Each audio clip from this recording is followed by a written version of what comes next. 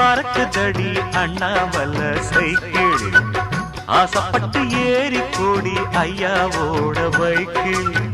தோளை கட்டி பிடிக்கையிலே என்ன சுகம் கண்ணம்மா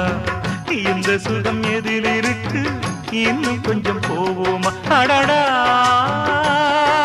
பழகி கிடந்த பழைய நினப்புல ரெக்க கட்டி பறக்குத